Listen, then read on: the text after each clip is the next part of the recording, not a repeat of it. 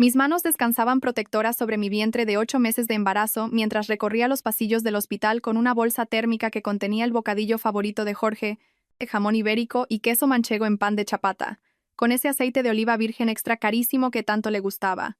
Aquella mañana, el aire de septiembre había traído el olor a lluvia a través de la ventana de nuestro dormitorio, y Jorge me había besado en la frente antes de irse a su turno, susurrando: «Cuida de nuestro pequeño milagro». Nuestro pequeño milagro. Las palabras aún resonaban en mi mente mientras me acercaba a su despacho en el Hospital Central Metropolitano, donde trabajaba como cardiólogo. Llevábamos 3 años intentando tener un bebé, pasando por innumerables decepciones y 2 abortos desgarradores. Cuando por fin vimos aquellas 2 líneas rosas, Jorge había llorado de verdad, abrazándome en nuestra cocina mientras la luz del sol entraba a raudales por las ventanas. Violeta Serrano, había susurrado para mí, practicando el sonido de mi nombre de casada con mi futuro doctorado. Estaba a 6 meses de defender mi tesis doctoral en psicología, y Jorge ya había empezado a hablar de la vida que construiríamos juntos. El chalet en las afueras, las paellas de los domingos, enseñar a nuestra hija a montar en bicicleta. Empujé la puerta del ala de cardiología, mis tobillos hinchados protestando a cada paso.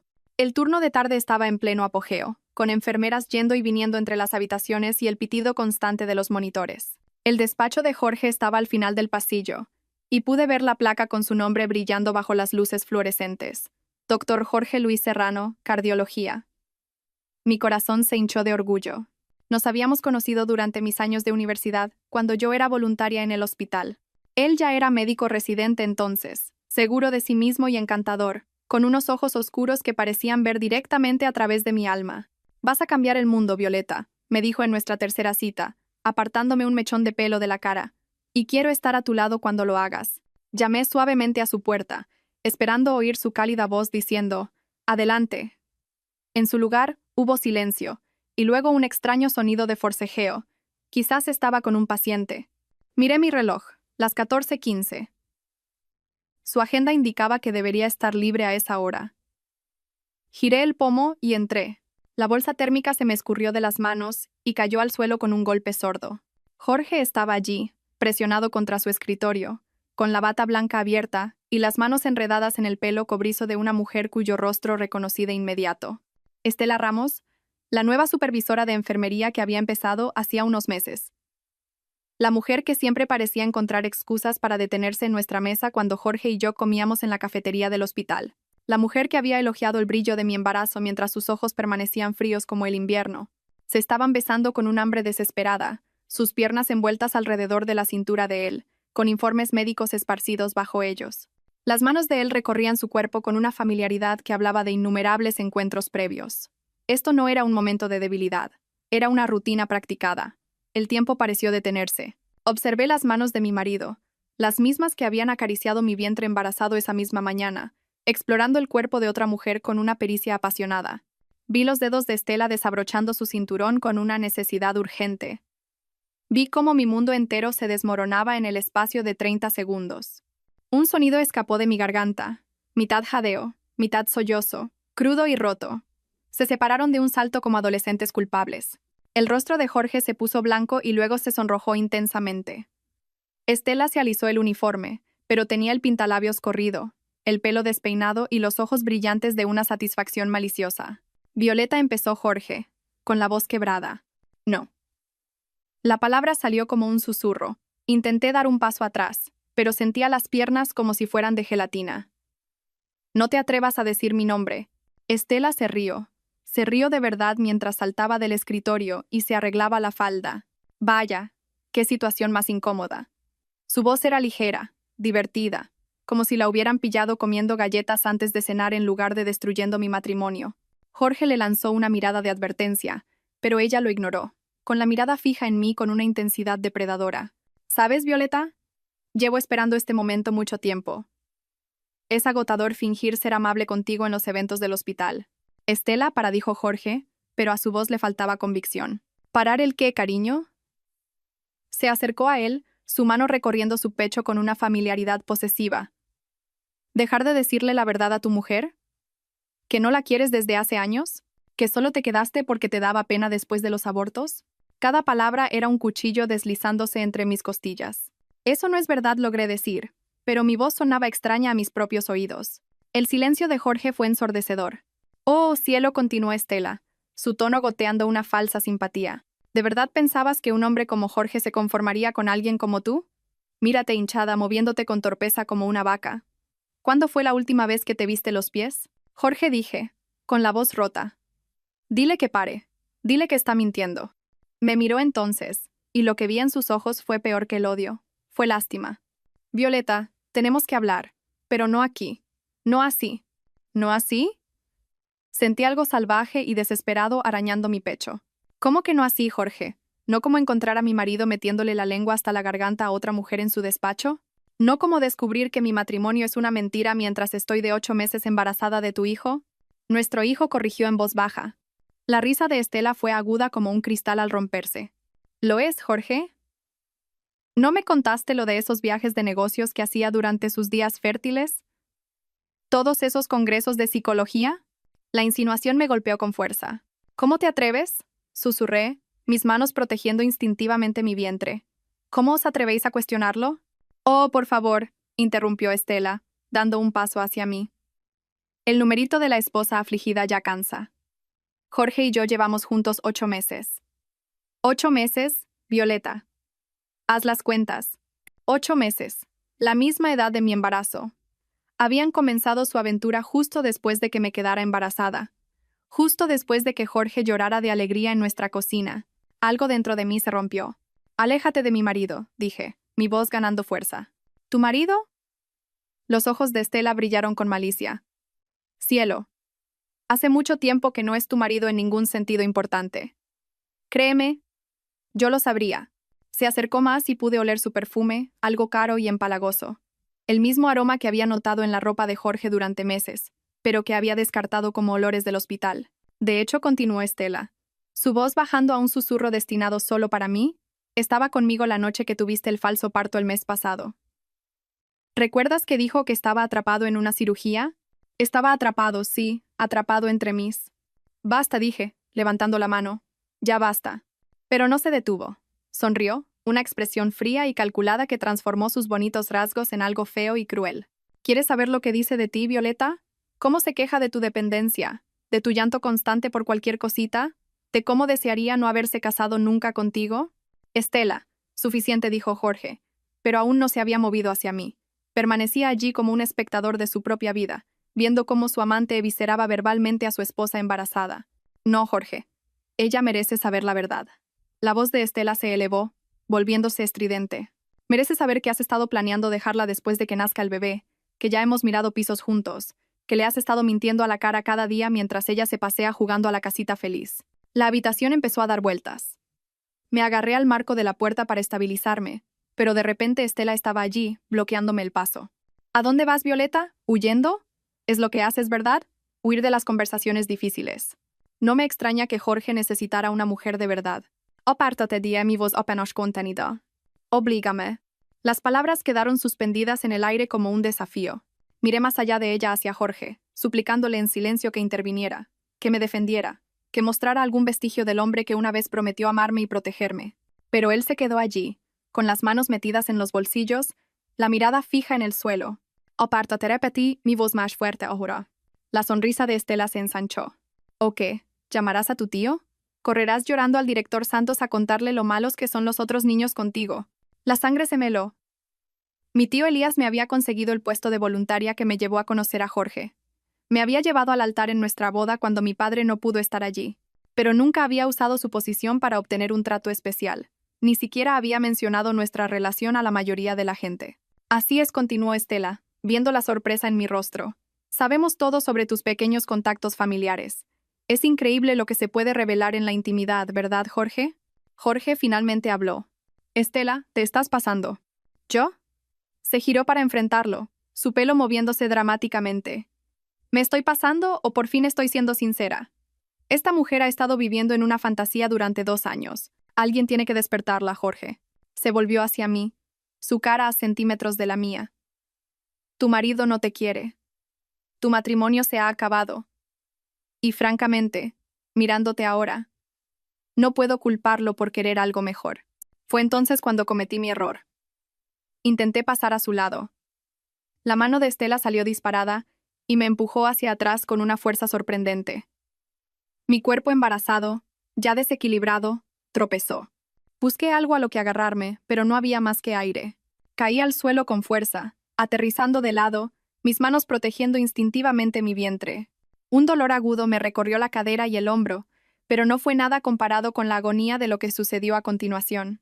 Estela se paró sobre mí, su rostro contraído por la rabia y la satisfacción. «Quédate ahí, Siseo. Quédate en el suelo, donde perteneces». Y entonces, en un momento que perseguiría mis pesadillas durante los meses siguientes, levantó el pie y me dio una patada directamente en mi vientre embarazado. El dolor fue indescriptible. No solo físico, aunque eso fue atroz, sino emocional, espiritual, una violación tan completa que pareció desgarrar algo fundamental dentro de mí.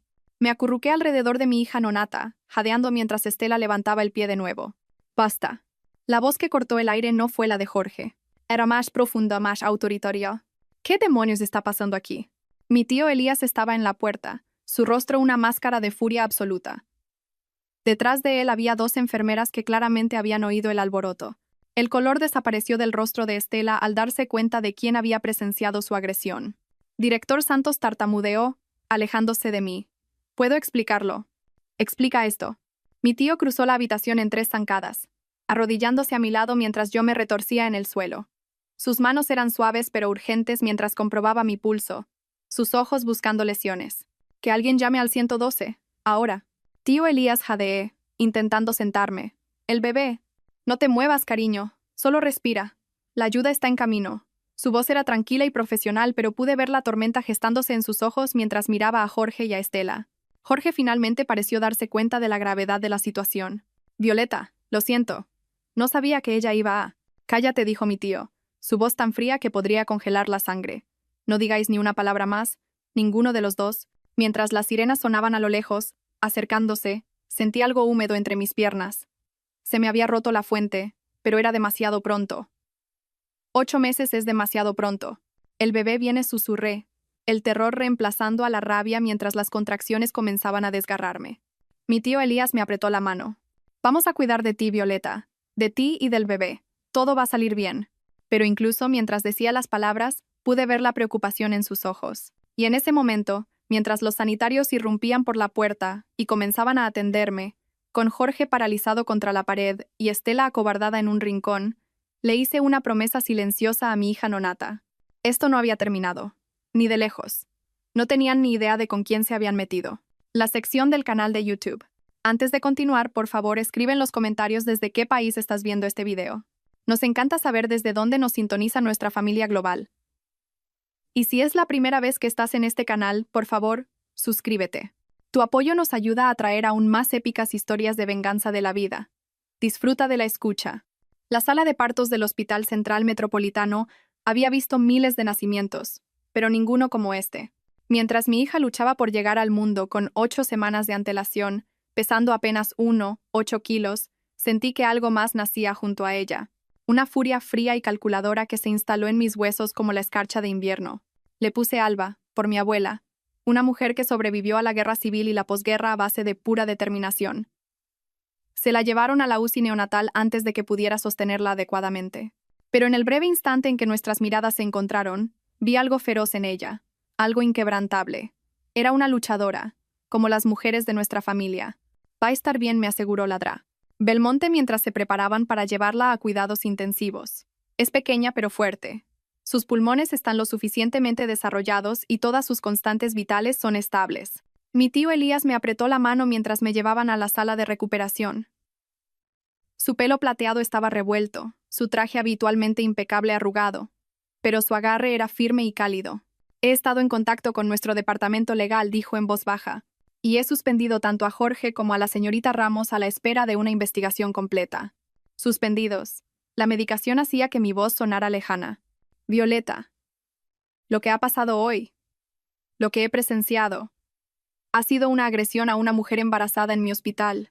Tenía la mandíbula apretada de una manera que recordaba de la infancia, cuando se enfrentaba a los matones que se metían conmigo en las reuniones familiares. Esto ya no es solo un asunto personal. A través de la neblina del agotamiento y los analgésicos, Oí voces en el pasillo. La voz de Jorge suplicando a alguien. Luego la de Estela. Más aguda, a la defensiva. Mi tío se levantó y se dirigió a la puerta, sus movimientos deliberados y controlados. Si alguno de los dos se acerca a menos de 20 metros de mi sobrina o de su hija, haré que la seguridad del hospital os eche permanentemente, dijo, su voz resonando claramente por el pasillo. Considerad esta vuestra única advertencia. Elías, por favor. La voz de Jorge se quebró. Necesito verla. Necesito explicarme. Lo que necesita es buscarse un abogado, doctor Serrano. Los dos. Los pasos se alejaron y mi tío volvió a mi lado. Se han ido y no volverán. Cerré los ojos, pero el sueño no llegaba. Cada vez que me quedaba dormida, veía la cara de Estela contraída por la malicia mientras su pie impactaba contra mi vientre. Oía el silencio de Jorge cuando le rogué que me defendiera. Sentía el momento en que mi matrimonio de cuento de hadas se reveló como una construcción de mentiras y traición. Mi móvil vibró en la mesita de noche. Un mensaje de mi hermana Gina. Estoy de camino, el vuelo aterriza en 3 horas. No tomes ninguna decisión hasta que llegue. Mi hermana mayor, feroz y brillante, que me había advertido sobre casarme demasiado joven, que nunca se había fiado del todo del encanto de Jorge.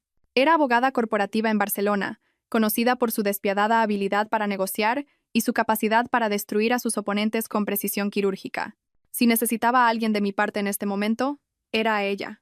Las siguientes horas pasaron en una bruma de consultas médicas, papeleo legal y conversaciones susurradas con mi tío Elías sobre los siguientes pasos y la protección de nuestros intereses. Cuando Gina finalmente irrumpió en mi habitación a las 11 de la noche, con su pelo pelirrojo alborotado por correr por el aeropuerto, casi me derrumbo por completo.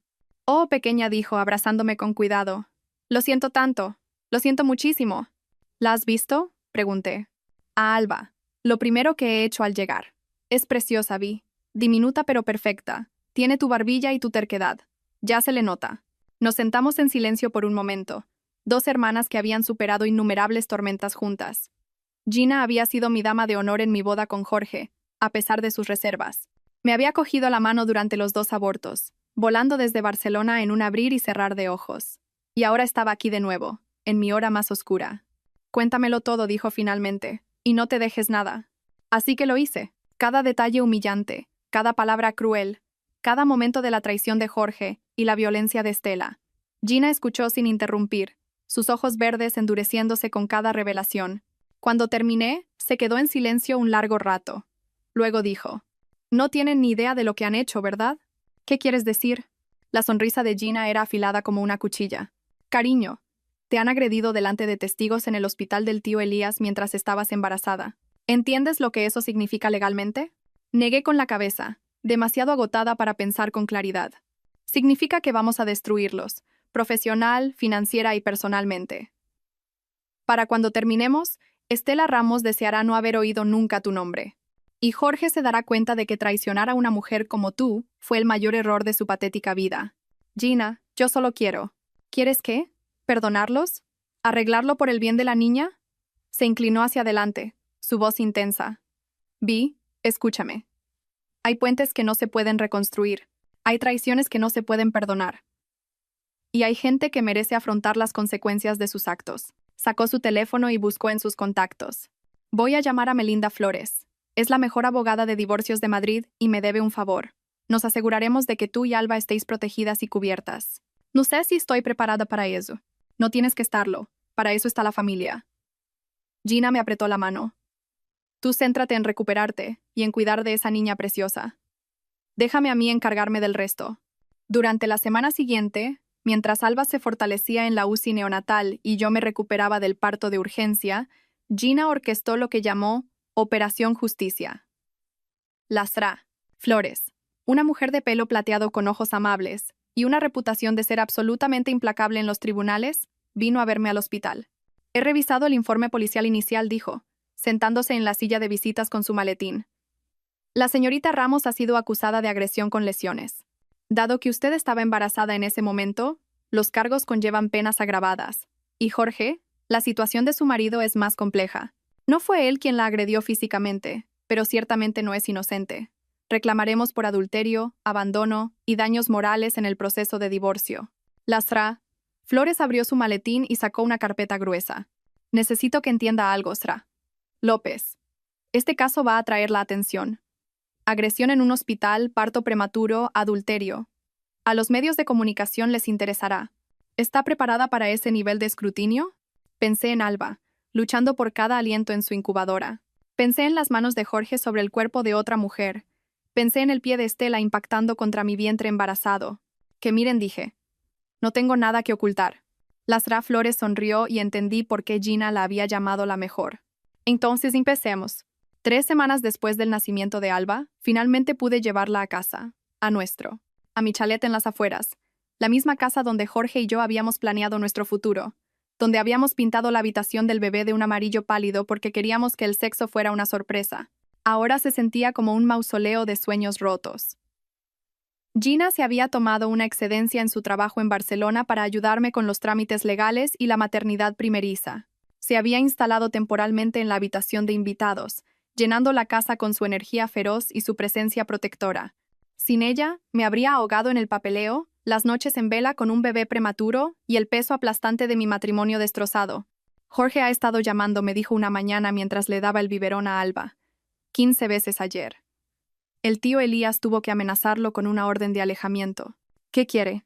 Ver a la niña, explicarse, suplicar perdón, aparentemente. El tono de Gina era plano, sin impresionarse.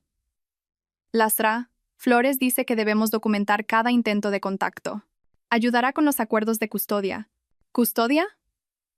La palabra hizo que se me encogiera el estómago. La idea de compartir a Alba con Jorge, de que pasara los fines de semana con él, y potencialmente con Estela, era insoportable. No obtendrá visitas sin supervisión, continuó Gina, leyendo mi expresión. No después de lo que pasó. Lastra Flores confía en eso. Mi teléfono vibró en la mesa de centro. Otro mensaje de un número desconocido, pero reconocí el tono desesperado de Jorge. Por favor, Violeta. Sé que metí la pata, pero Alba también es mi hija. Déjame explicarme. Déjame arreglar esto. Borré el mensaje sin responder, igual que había hecho con los 27 anteriores. La vista preliminar por los cargos de agresión de Estela es la semana que viene, me había dicho Lasra Flores en nuestra última reunión. ¿Está preparada para testificar? Estaba más que preparada. Quería mirar a esa mujer a los ojos y decirle al mundo exactamente lo que había hecho. Pero a medida que pasaban los días, empecé a darme cuenta de que había capas en esta traición que ni siquiera había empezado a descubrir. Empezó con los papeles del seguro. Gina me estaba ayudando a organizar la montaña de facturas médicas de la estancia de Alba en la UCI neonatal cuando encontró la póliza de seguro de vida que Jorge había contratado a mi nombre hacía 6 meses. Una póliza de 2 millones de euros de la que yo no sabía nada. Vi, ¿sabías de esto? La voz de Gina era cuidadosamente controlada, pero pude ver la preocupación en sus ojos. No. ¿Por qué iba a hacerlo? Me detuve. Las implicaciones golpeándome como un golpe físico. ¿Cuándo dices que la contrató? El 15 de marzo. Justo cuando empezó su aventura con Estela, según los registros del hospital que sacó el tío Elías. Nos miramos fijamente a través de la mesa de la cocina, con Alba durmiendo plácidamente en su portabebés entre nosotras. La póliza se sentía pesada en mis manos, como la evidencia de algo más oscuro que un simple adulterio. La gente contrata seguros de vida todo el tiempo, dije.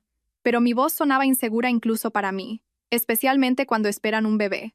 2 millones de euros. A una estudiante de psicología sin ingresos significativos. Y nunca te lo dijo. Gina ya estaba cogiendo su teléfono. Voy a llamar a Lasra Flores. Y tenemos que hablar con el tío Elías sobre el acceso de Jorge a historiales médicos y medicamentos. El pensamiento que se había estado formando en el fondo de mi mente era demasiado terrible para expresarlo en voz alta. Pero Gina, siempre práctica, siempre suspicaz, ya iba 3 pasos por delante. El incidente del falso parto del mes pasado, dijo en voz baja, cuando Jorge dijo que estaba en cirugía, pero en realidad estaba con Estela. ¿Qué comiste ese día? ¿Bebiste? ¿Te trajo Jorge algo? Mis manos empezaron a temblar al recordar. Me preparó un té. Dijo que ayudaría con las contracciones de Braxton Hicks, una mezcla de hierbas que había conseguido en la farmacia del hospital. Y tuviste un falso parto 1 hora después. Nos miramos, ambas con miedo de decir lo que estábamos pensando, pero las piezas encajaban con una claridad espantosa. Es médico, dijo Gina lentamente. Tiene acceso a medicamentos que podrían inducir contracciones. Medicamentos que serían difíciles de detectar en un análisis de sangre rutinario. Pero, ¿por qué? ¿Por qué querría que tuviera un parto prematuro? Porque los bebés prematuros no siempre sobreviven, y los viudos afligidos reciben mucha compasión y 2 millones de euros. La habitación pareció inclinarse a mi alrededor. Pensé en todas las veces durante los últimos meses que Jorge me había traído bebidas especiales, vitaminas que decía que eran buenas para el bebé, tés de hierbas para ayudar con las náuseas matutinas. Pensé en lo atento que había estado, lo preocupado por cada pequeño síntoma. Necesitamos pruebas, susurré. Las conseguiremos. Las hará. Flores tiene contactos en la Agencia Española de Medicamentos, gente que puede analizar trazas de fármacos. Lo comprobaremos todo, el té, las vitaminas, cualquier cosa que te diera. Pero Gina, si esto es verdad, si Jorge realmente intentó.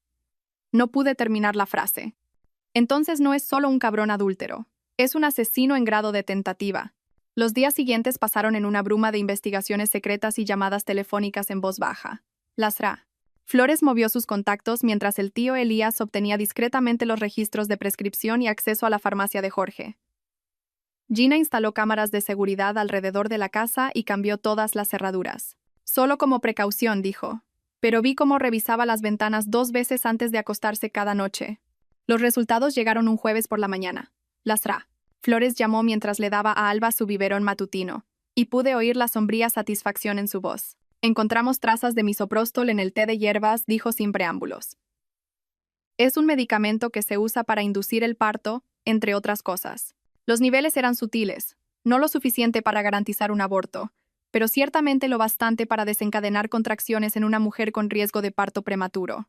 Me fallaron las piernas y tuve que sentarme pesadamente en la silla de la cocina. Así que realmente intentó. Intentó mataros a ti y al bebé. Sí.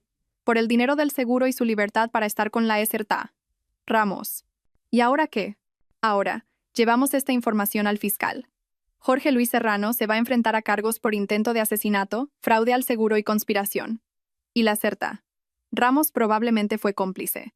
Sabía lo de la póliza de seguro, según los correos electrónicos que hemos descubierto. Lasra.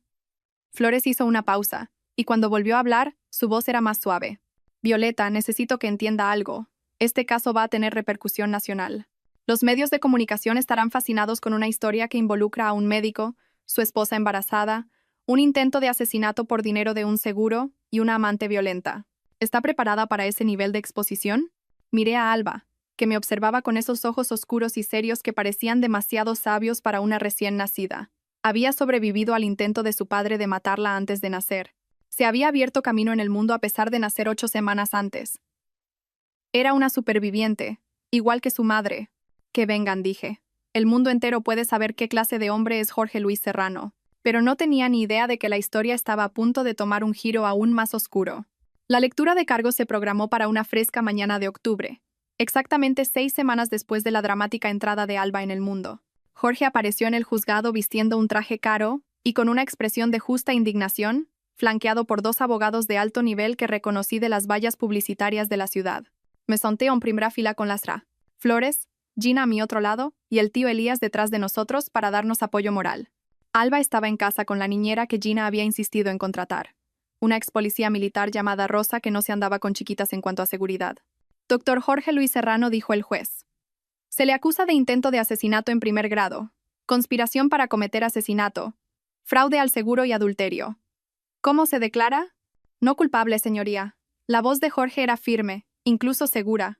Cuando sus ojos encontraron los míos a través de la sala, no había remordimiento en ellos, ni reconocimiento de lo que había hecho. Solo un frío cálculo. La comparecencia de Estela siguió inmediatamente. Había sido puesta en libertad bajo fianza tras su arresto inicial por la agresión, pero los nuevos cargos conspiración y complicidad en intento de asesinato la habían devuelto a custodia. Tenía un aspecto terrible. Su pelo habitualmente perfecto estaba lacio y sucio, su rostro pálido y demacrado. Señorita Estela Ramos. ¿Cómo se declara de los cargos de conspiración para cometer asesinato? ¿Complicidad en intento de asesinato y agresión con lesiones? No culpable, su voz era apenas un susurro. Al salir del juzgado, los periodistas nos rodearon como un enjambre de abejas furiosas. Micrófonos apuntando a mi cara, flashes de cámaras, voces gritando preguntas. SRA. López, ¿cómo se siente por el arresto de su marido? ¿Cree que el doctor Serrano intentó matarla por el dinero del seguro? ¿Cuál es su respuesta a las acusaciones de que todo esto es un complot vengativo de su tío? Lasra. Flores me guió a través de la multitud con una eficiencia experimentada, su mano firme en mi codo. Sin comentarios repetía a cada pregunta. Lasra. López hará una declaración en el momento oportuno, pero al llegar al coche, me detuve. Algo dentro de mí, el mismo instinto feroz que me había mantenido en pie durante las noches más oscuras con Alba, exigía ser escuchado. Tengo algo que decir, le dije a Lasra. Flores. Parecía preocupada. Violeta, ya lo hablamos. Es mejor. No. Me giré para enfrentar a la multitud de reporteros, con la espalda recta y la voz clara. Jorge Luis Serrano intentó asesinarnos a mí y a nuestra hija nonata por el dinero de un seguro para poder empezar una nueva vida con su amante. Cuando su plan falló, Estela Ramos me agredió físicamente en un intento de completar lo que los fármacos no lograron. La multitud se quedó en silencio, las cámaras haciendo clic furiosamente. Mi hija sobrevivió porque es una luchadora. Yo sobreviví porque tengo una familia que me quiere y me protege. Y ahora Jorge y Estela van a afrontar las consecuencias de sus actos en un tribunal de justicia, donde la verdad será revelada para que todos la vean. Hice una pausa, mirando directamente a la cámara más cercana. A cualquier mujer que haya sido traicionada, que se haya sentido inútil o prescindible, eres más fuerte de lo que crees y mereces justicia. El viaje a casa fue silencioso. Gina me apretaba la mano en el asiento trasero mientras Lasra. Flores atendía llamadas de periodistas y colegas legales. Cuando entramos en el camino de entrada, Rosa nos recibió en la puerta con Alba en brazos. Todo tranquilo por aquí, informó con su tono profesional y conciso. Aunque ha habido varios intentos de entregar flores y regalos, lo he documentado todo y lo he guardado en el garaje para su revisión de seguridad. Esa noche, mientras le daba el biberón a Alba y veía las noticias sobre la lectura de cargos, sonó mi teléfono. El identificador de llamadas mostraba un número que no reconocí, pero algo me hizo contestar. Hola, ¿es usted Violeta López? La voz era de mujer nerviosa, con un ligero acento del sur. ¿Sí? ¿Quién es? Mi nombre es Sara Chen. Trabajaba en el Hospital Central Metropolitano. Vi las noticias sobre su marido. Y creo que tengo información que necesita escuchar. Mi pulso se aceleró. ¿Qué tipo de información? Sobre Estela Ramos y sobre lo que realmente le pasó a Ladra. Belmonte. Ladra. Belmonte, la médico que había atendido mi parto, que había sido tan amable y competente durante esas aterradoras horas en la sala de partos de urgencias. Me había enterado por el tío Elías que había dejado el hospital de repente para aceptar un puesto en otra comunidad autónoma. ¿Podemos vernos en algún sitio?, preguntó Sara. En un lugar privado. Tengo miedo de hablar de esto por teléfono. Quedamos en vernos a la mañana siguiente en una cafetería al otro lado de la ciudad. Llevé a Gina conmigo como respaldo, dejando a Alba con Rosa y con instrucciones estrictas de llamar si algo parecía fuera de lugar. Sara Chen resultó ser una mujer menuda de unos 30 años, con ojos preocupados y manos nerviosas que temblaban al levantar su taza de café. Había sido técnico de quirófano en el Hospital Central Metropolitano durante 5 años antes de renunciar abruptamente, hacía 3 semanas. Tengo que contárselo a alguien, dijo sin preámbulos. No puedo dormir sabiendo lo que sé y no haciendo nada al respecto. ¿Qué sabe de Estela?, pregunté suavemente. Ya ha hecho esto antes. La voz de Sara era apenas un susurro. No exactamente lo mismo, pero atacar a mujeres, romper relaciones, manipular situaciones para su propio beneficio. Metió la mano en su bolso y sacó una carpeta de cartón. Hubo otra mujer, Ladra. Belmonte. Estaba casada. Tenía 2 hijos pequeños. Estela fue a por su marido. Era un representante farmacéutico que visitaba el hospital con regularidad. La sangre se me heló. ¿Qué pasó? Estela lo sedujo, igual que hizo con su marido. Pero cuando Ladra, Belmonte se enteró y los confrontó, Estela afirmó que Ladra. Belmonte había estado robando medicamentos de la farmacia. Puso pruebas, manipuló registros, hizo que pareciera que Ladra. Belmonte vendía fármacos para alimentar una adicción al juego. Gina se inclinó hacia adelante, sus instintos de abogada activados. ¿Tiene pruebas de esto? Sara asintió, deslizando la carpeta sobre la mesa. Yo estaba haciendo inventario esa noche cuando Estela me pidió que la ayudara con algunas discrepancias en los registros de medicamentos. No le di importancia en ese momento. No era raro que los supervisores pidieran ayuda con el papeleo. Pero me hizo firmar formularios que mostraban que faltaban medicamentos en los turnos de Ladra. Belmonte. Abrí la carpeta con manos temblorosas. Dentro había fotocopias de hojas de inventario, registros de medicamentos, y lo que parecían ser fotogramas de cámaras de vigilancia que mostraban a Estela en la farmacia fuera de horario. Ladra. Belmonte perdió su licencia médica, continuó Sara. Su marido se divorció de ella, obtuvo la custodia de los niños. Lo perdió todo, y Estela fue ascendida a supervisora de enfermería poco después. ¿Por qué no dijo nada antes?, preguntó Gina, aunque su tono era comprensivo en lugar de acusador. Tenía miedo. Estela tenía amigos en la administración, gente que la protegía, y yo necesitaba mi trabajo. Los ojos de Sara se llenaron de lágrimas. Pero cuando vi lo que le pasó a usted, Sra. López, cuando me di cuenta de que había atacado físicamente a una mujer embarazada, no pude seguir callada. Pensé en la Dra. Belmonte, la amable mujer que había ayudado a traer a Alba al mundo de forma segura a pesar del caos y el trauma. Había sido otra víctima de la manipulación de Estela, otra vida destruida por la ambición y la crueldad de esa mujer. Hay más, dijo Sara en voz baja. Creo que Estela también planeaba incriminarla a usted. ¿Qué quiere decir? Llevaba meses haciendo preguntas sobre usted. Sobre sus antecedentes familiares, la posición de su tío en el hospital, su situación financiera. Estaba particularmente interesada en su receta para la medicación contra la ansiedad, la que dejó de tomar cuando se quedó embarazada. Las vitaminas prenatales, la medicación para la ansiedad que había dejado de tomar tan pronto como me enteré de que estaba esperando un bebé. Jorge había sido tan comprensivo con mi decisión de manejar mi ansiedad durante el embarazo de forma natural con terapia en lugar de medicación. Quería hacer parecer que usted tenía un historial de problemas con las drogas, explicó Sara. Como si quizás hubiera estado tomando medicamentos no recetados, mezclando cosas que podrían dañar al bebé. Si el misoprostol hubiera funcionado, si hubiera perdido al bebé. Planeaba sugerir que usted se había estado automedicando y había causado accidentalmente el aborto. La cafetería de repente se sintió demasiado pequeña, demasiado cálida. Apenas podía respirar mientras el alcance total de la manipulación de Estela se aclaraba.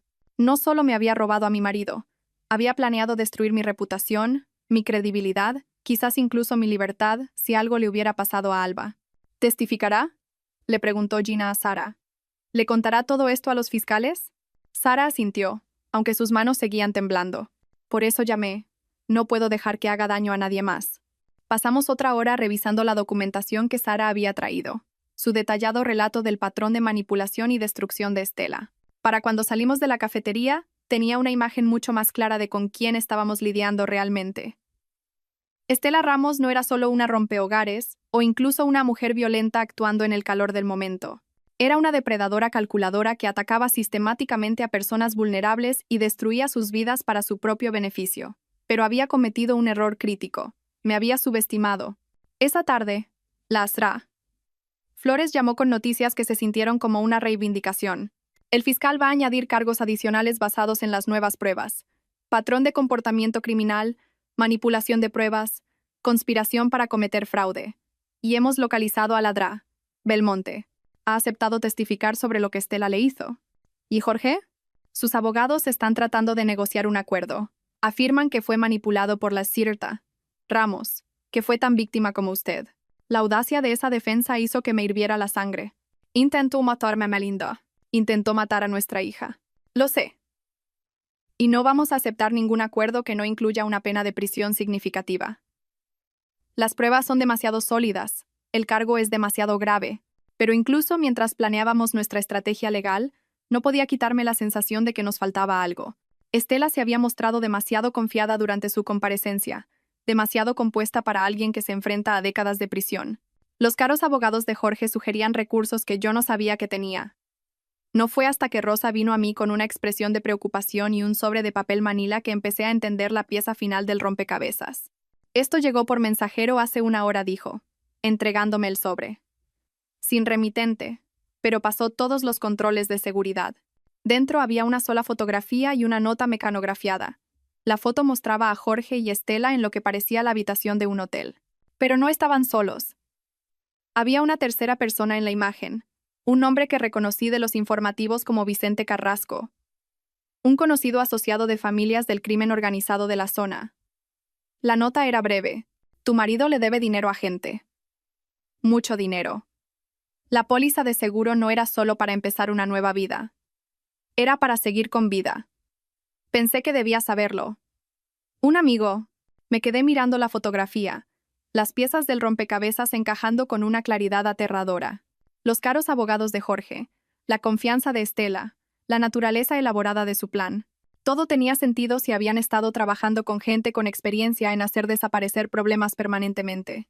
Gina, llamé, mi voz apenas firme. Tenemos que llamar a las Flores.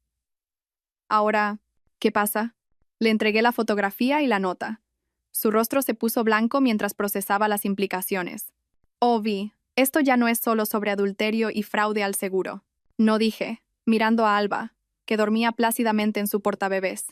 Es sobre crimen organizado, blanqueo de capitales y gente que mata por dinero. El juego acababa de cambiar por completo, pero yo ya no era la mujer ingenua y confiada que había entrado en el despacho de su marido con un bocadillo de jamón hacía 6 semanas. Ahora era una madre, con todo por lo que luchar y nada que perder. Y estaba a punto de mostrarles a Jorge, a Estela y a sus socios criminales exactamente lo que pasaba cuando amenazaban a mi familia. La revelación sobre la conexión de Jorge con Vicente Carrasco causó una conmoción en nuestro equipo legal. Flores contactó inmediatamente con la Policía Nacional, quienes confirmaron lo que sospechábamos. Jorge había estado blanqueando dinero a través de compras de equipos médicos falsos durante los últimos 18 meses, desviando fondos de las cuentas del hospital para pagar deudas de juego a la organización de Carrasco. El dinero del seguro no era solo para empezar de nuevo con Estela, explicó la agente Rebeca Santos durante una reunión en el despacho de las Flores. Su marido le debía a la gente de Carrasco casi 3 millones de euros. El pago del seguro de vida habría saldado sus deudas y comprado su libertad. ¿Y cuando el misoprostol no funcionó? Pregunté. Pasaron al plan B.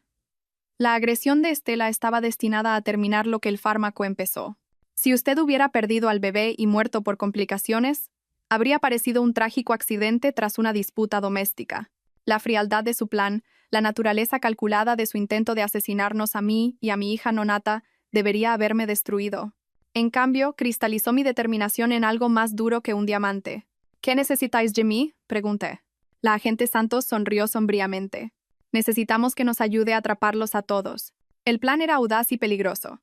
Llevaría un micrófono oculto y me reuniría con Jorge, ostensiblemente para discutir los acuerdos de custodia de Alba. La reunión tendría lugar en nuestra antigua casa, de la que me había mudado tras descubrir el alcance de su traición, con el pretexto de recoger más pertenencias mías. Intentará manipularla, advirtió la agente Santos. Se disculpará, afirmará que fue coaccionado, prometerá cambiar. No se crea nada de eso. Y haga lo que haga, no le haga saber que estamos al tanto de la conexión con Carrasco. ¿Y si sospecha? ¿Y si se da cuenta de que estoy trabajando con la policía? Entonces salga de inmediato. Tendremos agentes posicionados alrededor de la casa, pero su seguridad es la prioridad. Gina se oponía firmemente al plan. Es demasiado arriesgado, argumentó mientras estábamos sentadas en mi nuevo apartamento, un edificio seguro con portero y cámaras de seguridad que Rosa me había ayudado a encontrar. ¿Y si algo sale mal? ¿Y si Jorge se da cuenta de que llevas un micro? Entonces perdemos la oportunidad de obtener pruebas contra la gente de Carrasco, repliqué. Gina, intentaron matarnos a Alba y a mí. Si no los detenemos ahora, lo intentarán de nuevo. O encontrarán otras víctimas. Miré a mi hija, ahora de 3 meses y prosperando. A pesar de su comienzo prematuro, había ganado peso, sus mejillas se habían rellenado y había empezado a sonreír. Sonrisas reales que le iluminaban toda la cara. Haría cualquier cosa por proteger su futuro. La reunión se fijó para el martes siguiente. Jorge había aceptado con entusiasmo cuando lo llamé, su voz llena de esperanza y gratitud porque finalmente estaba dispuesta a hablar. Su optimismo habría sido patético si no fuera tan peligroso. Pasé el fin de semana preparándome, trabajando con la agente Santos y su equipo para anticipar todos los escenarios posibles. El micrófono era casi invisible, un pequeño dispositivo que transmitía a receptores posicionados alrededor de la casa. Si algo salía mal, la ayuda llegaría en segundos. Recuerde, dijo Lasra. Flores el lunes por la noche no solo está recopilando pruebas para el caso penal. Todo lo que Jorge diga puede ser utilizado en el proceso de custodia también. Deje que hable. Deje que revele quién es realmente. El martes amaneció gris y frío, a juego con mi estado de ánimo mientras conducía hacia la casa donde una vez planeé criar a mis hijos y envejecer con mi marido. La vista familiar de la valla blanca y la fachada de ladrillo rojo me provocó una punzada en el pecho, no por lo que fue, sino por lo que creí que era real. Jorge me esperaba en la cocina y me sorprendió lo diferente que se veía. Había perdido peso. Su rostro estaba demacrado y tenía ojeras que hablaban de noches en vela, pero cuando me vio, su expresión se iluminó con una esperanza desesperada. Violeta, gracias por venir. Gracias por darme esta oportunidad. Esto no se trata de segundas oportunidades. Jorge dije, manteniendo mi voz cuidadosamente neutral. Se trata de Alba, de lo que es mejor para ella. Por supuesto. Por supuesto. Eso es lo que más importa. Señaló la mesa de la cocina, donde había puesto café y los pasteles que solían gustarme de la pastelería del centro. Por favor, siéntate. Tenemos que hablar. Permanecí de pie, mi mano apoyada en el respaldo de la silla. ¿Hablar de qué? ¿De cómo intentaste matarme por el dinero de un seguro? ¿De cómo tu amante me atacó mientras estaba embarazada? ¿De cómo te quedaste allí mirando? Su rostro se descompuso, y por un momento casi sentí pena por él. Casi. Nunca quise que nada de eso pasara, dijo, con la voz quebrada. Tienes que creerme. Me metí en un lío con gente mala y tomé decisiones terribles, pero nunca quise que te hicieran daño. Gente mala. Mantuve mi expresión cuidadosamente neutral, sin revelar que sabía lo de Carrasco. Jorge se pasó las manos por el pelo, un gesto que una vez encontré entrañable. Tenía algunos problemas con el juego, deudas. Pedí dinero prestado a gente a la que no debería, y cuando no pude devolvérselo. ¿Te amenazaron? Nos amenazaron a todos. A ti, a mí, al bebé. Estaba tratando de proteger a nuestra familia, Violeta, la póliza de seguro, las otras cosas. Todo era para conseguir suficiente dinero para pagarles y desaparecer en algún lugar seguro. Las mentiras salían con tanta fluidez, con una sinceridad tan aparente, que pude ver cómo me había manipulado durante años. Pero ahora reconocía el patrón. La forma en que se posicionaba como la víctima. La forma en que hacía que su traición sonara como un sacrificio. ¿Así que decidiste asesinarme en su lugar? No, Dios no. Ese nunca fue el plan. Se acercó, sus ojos suplicantes. La medicación solo debía inducir un parto prematuro.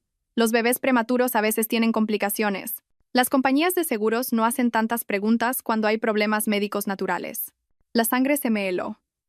Lo estaba admitiendo, discutiendo casualmente su plan para matar a nuestra hija como si fuera una decisión de negocios razonable. ¿Y si yo también moría por las complicaciones? El silencio de Jorge fue respuesta suficiente. ¿Y qué hay de Estela?, pregunté. ¿Seducirla también era parte de tu plan maestro? Por primera vez, su máscara se deslizó por completo. Su rostro se endureció, y vi algo frío y calculador en sus ojos que nunca había notado antes, o que había ignorado voluntariamente. Estela fue un error, dijo rotundamente, una debilidad que no debería haberme permitido, pero se volvió útil.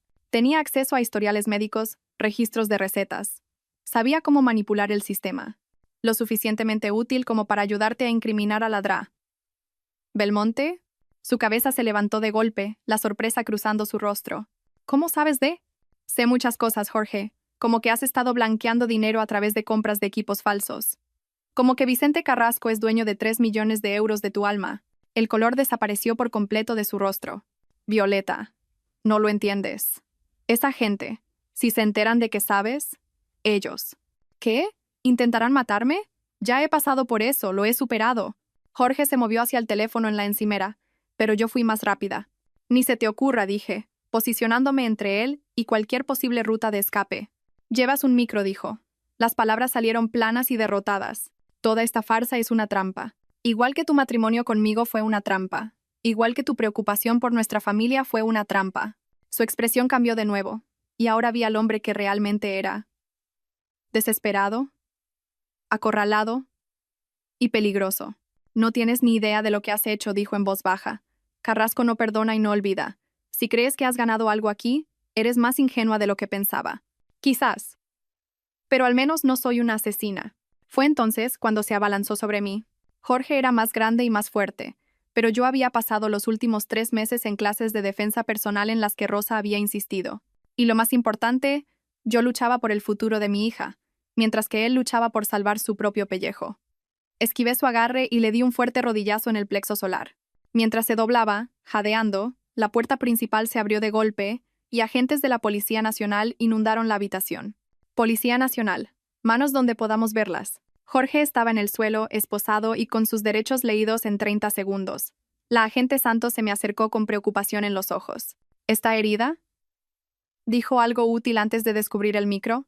Todo lo que necesitamos, repliqué, sacando el dispositivo de grabación de mi chaqueta, incluyendo admisiones sobre el fraude al seguro, la medicación y sus conexiones con Vicente Carrasco. Mientras se llevaban a Jorge, se volvió para mirarme una última vez. Esto no ha terminado, Violeta dijo en voz baja. Nunca va a terminar. Pero se equivocaba. Estaba a punto de terminar. Definitivamente. Los juicios de Jorge Luis Serrano y Estela Ramos se convirtieron en los casos criminales más comentados del país ese año. Los medios de comunicación lo apodaron el caso de la traición del hospital, y los informativos cubrieron cada día de testimonios. Me había convertido en algo que nunca quise ser, una figura pública, un símbolo de la traición superada y la justicia buscada. Pero también me había convertido en algo que siempre había tenido el potencial de ser, una mujer que se negaba a ser una víctima. El juicio de Jorge fue el primero. Las pruebas eran abrumadoras. La conversación grabada en la que había admitido el fraude al seguro y el intento de asesinato. Los registros médicos que mostraban su acceso a los fármacos encontrados en mi sistema. Documentos financieros que lo vinculaban a la operación de blanqueo de dinero de Vicente Carrasco. Su equipo de defensa lo intentó todo. Afirmaron que había sido coaccionado por figuras del crimen organizado. Sugirieron que yo había manipulado las pruebas con la ayuda de la posición de mi tío en el hospital. Incluso intentaron argumentar que Jorge me había estado protegiendo al planear mi muerte, ya que Carrasco habría matado a toda nuestra familia si las deudas no se pagaban. Nada de eso funcionó. Ladra. Belmonte testificó sobre cómo Estela había destruido sistemáticamente su carrera y su familia. Sara Chen proporcionó pruebas detalladas del patrón de manipulación y fraude de Estela. Mi tío Elías subió al estrado para describir cómo me encontró en el suelo del despacho de Jorge, con Estela de pie sobre mí con una satisfacción maliciosa. Pero el testimonio más poderoso provino de una fuente inesperada. El propio Vicente Carrasco. La Policía Nacional había arrestado a Carrasco y a varios de sus socios basándose en las pruebas obtenidas de las grabaciones de Jorge. Enfrentándose a décadas en una prisión federal, Carrasco decidió cooperar con los fiscales a cambio de una sentencia reducida.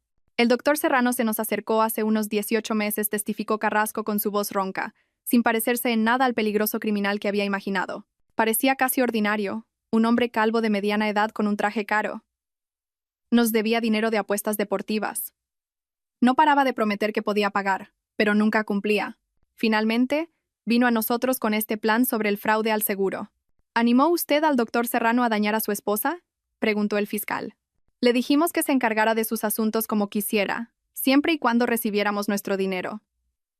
Si su esposa tenía que morir para que eso sucediera, era su decisión. La forma casual en que discutió mi posible asesinato provocó escalofríos en la sala, pero también selló el destino de Jorge. El jurado deliberó durante menos de 4 horas. Culpable de todos los cargos. Intento de asesinato, conspiración, fraude al seguro, blanqueo de capitales y pertenencia a organización criminal. El juez lo sentenció a 35 años de prisión, con posibilidad de revisión a los 25 años. Mientras el agente judicial se lo llevaba esposado, Jorge me miró por última vez. No había disculpa en sus ojos, ni remordimiento, solo un amargo resentimiento por el fracaso de su plan. El juicio de Estela fue más corto, pero no menos satisfactorio. Además de su agresión contra mí, se enfrentaba a cargos relacionados con la incriminación de Ladra.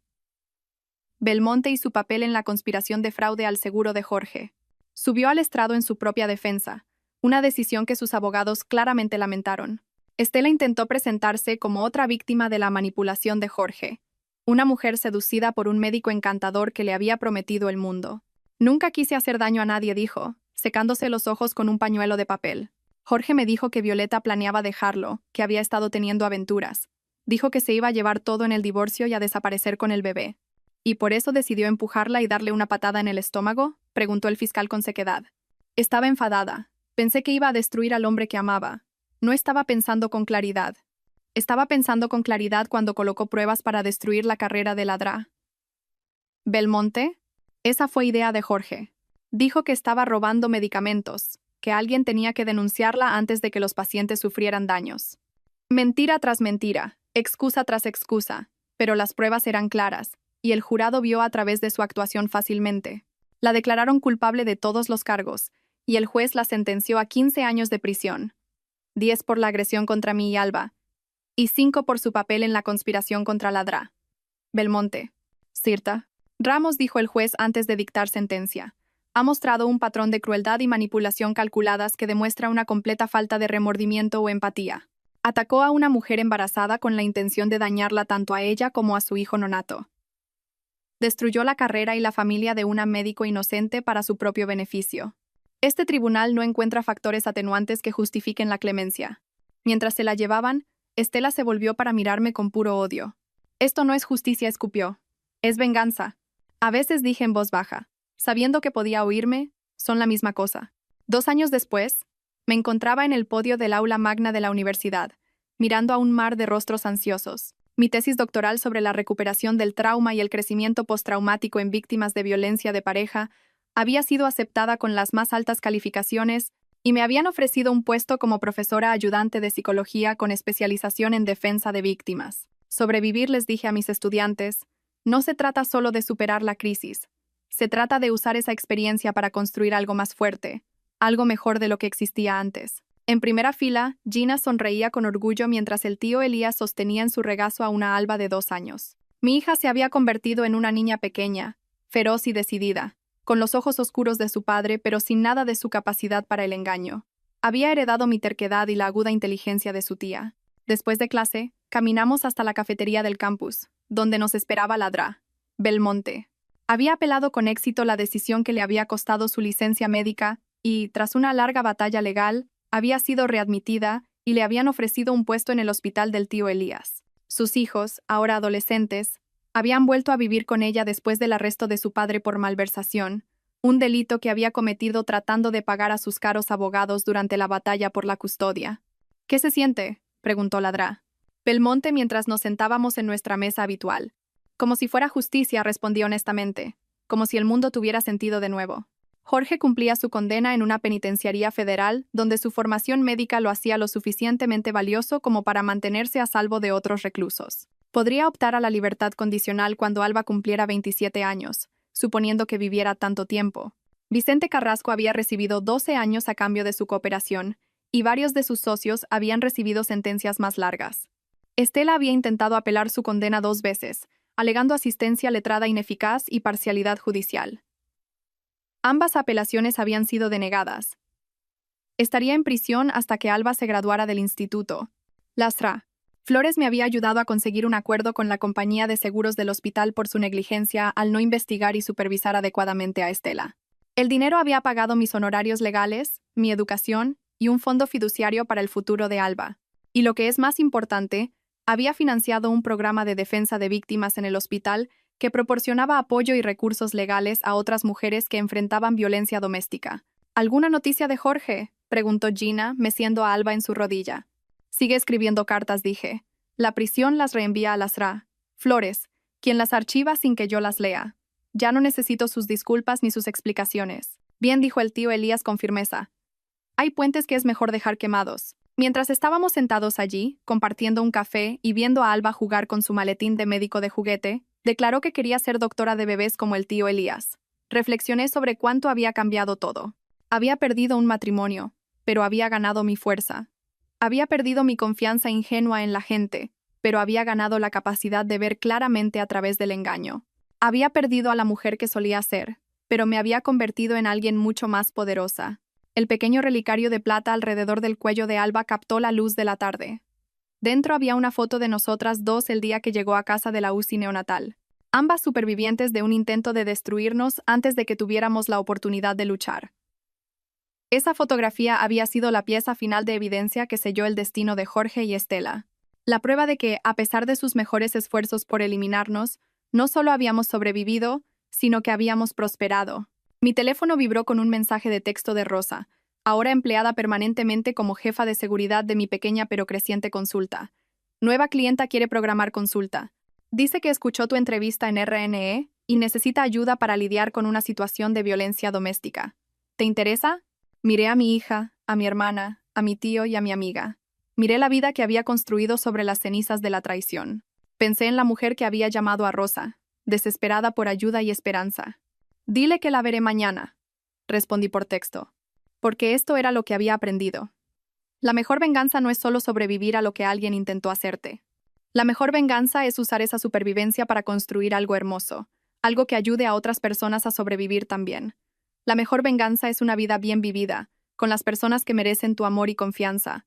Y a veces la mejor venganza es simplemente ser lo suficientemente fuerte como para ayudar a la siguiente víctima a convertirse en una superviviente. Mientras caminábamos por el campus bajo la luz dorada de la tarde, con Alba balbuceando felizmente sobre su estetoscopio de juguete, me di cuenta de que Jorge y Estela me habían dado algo que nunca pretendieron darme, La certeza absoluta de que era capaz de cualquier cosa. Intentaron destruirme, y en cambio me hicieron inquebrantable. Ese era un regalo que llevaría para siempre, y que usaría para ayudar a otros a encontrar su propia fuerza. La pesadilla había terminado. El resto de mi vida apenas comenzaba. Y iba a ser extraordinaria.